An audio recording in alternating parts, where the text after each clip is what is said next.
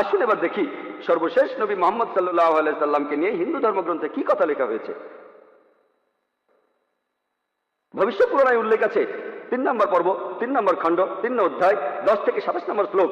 বলা হয়েছে যে ম্লেচ্ছরা তারা আরবের ভূমিকে অপবিত্র করেছে, আর্য ধর্মকে সেখানে খুঁজে পাওয়া যায় না। এখানে কিছু শত্রু ছিল যারা অতীতে পরাজিত হয়েছে, কিন্তু এখন আরো শক্তিশালী শত্রু উপস্থিত হয়েছে। আমি একজন মানুষকে পাঠাবো যার নাম হবে মুহাম্মদ সাল্লাল্লাহু আলাইহি সাল্লাম। তিনি এই শত্রুদের ধ্বংস করবেন আর মানুষকে সুপথে পরিচালিত করবেন।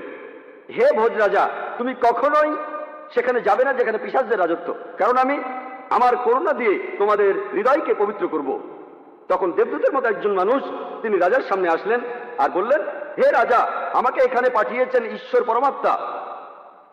আর্য ধর্ম পৃথিবীতে বিরাজ করবে, যে ধর্মটা সত্য দ্বীনুল হক সেটা পৃথিবীতে বজায় থাকবে।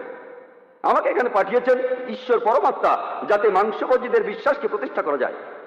আমার অনুসারীরা হবে সেই লোকেরা যারা সুন্নতে খাতনা করবে, আর তাদের মাথার উপরে কোনো টিকি থাকবে না। তারা একটা বিপ্লব তৈরি করবে, তারা মুখে দাড়ি রাখবে, তারা প্রার্থনার জন্য আহ্বান করবে, বিধিসম্মত সব খাবারই খাবে, তবে তারা শূকরের মাংস খাবে না। তারা লতাগুল্মের মাধ্যমে পবিত্র হবে না, বরং যুদ্ধ বিগ্রহের মাধ্যমে পবিত্র। তাদেরকে বলা হবে মুসলমান, আর তারা হবে মাংসভোজী। এই ভবিষ্যৎবাণী যে একজন ঋষি আসবেন, আর সেই ঋষির নাম উল্লেখ করা হয়েছে মুহাম্মদ সাল্লাল্লাহু আলাইহি ওয়াসাল্লাম। আর বলা আছে তিনি মানুষ জাতিকে সঠিক পথে পরিচালিত করবেন। আমরা জানি মুহাম্মদ সাল্লাল্লাহু আলাইহি ওয়াসাল্লাম আরবদের পথ দেখিয়েছেন। সে সময়কে বলা হতো আয়ামে জাহেলিয়া, অর্থাৎ বিশৃঙ্খলার যুগ। তিনি তাদের আলো সন্ধান দিয়েছেন। আর বলা হয়েছে তার অনুসারীদের খাতনা করা থাকবে। মুসলমানরা খাতনা দেয়, তাদের মাথায় কোনো টিকি থাকবে না, মাথার পেছনে কোনো লেজ থাকবে না, মুসলমানদেরও থাকে না। তাদের মুখে দাড়ি থাকবে, মুসলমানরাও দাড়ি রাখে। তারা একটা বিপ্লব ঘটাবে, তারা প্রার্থনার জন্য আহ্বান করবে, আর সেটা হলো আজান। আমরা মুসলিমরা আজান দেই, নামাজের জন্য আহ্বান করি। তারা সব বিধিসম্মত খাবার খাবে, কিন্তু শূকরের মাংস তারা ছোবে না।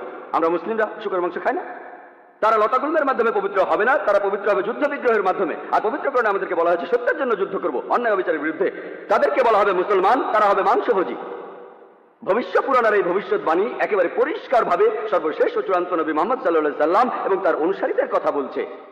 মুহাম্মদ সাল্লাল্লাহু আলাইহি সাল্লামের নাম বিভিন্ন জায়গায় অনেকবার বলা হয়েছে, হাতে সময় নেই, সেজন্য ভবিষ্য পুরাণ থেকে কয়েকটা উদাহরণ দিচ্ছি। এই ভবিষ্যৎবাণী করা হয়েছে ভবিষ্য পুরাণের 3য় পর্ব 3য় খণ্ড 3য় অধ্যায়ের 5 থেকে 8 শ্লোকে।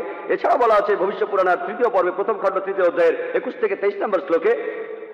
সর্বশেষ আর চূড়ান্ত নবী মুহাম্মদ সাল্লাল্লাহু আলাইহি সাল্লামের কথা উল্লেখ করা হয়েছে।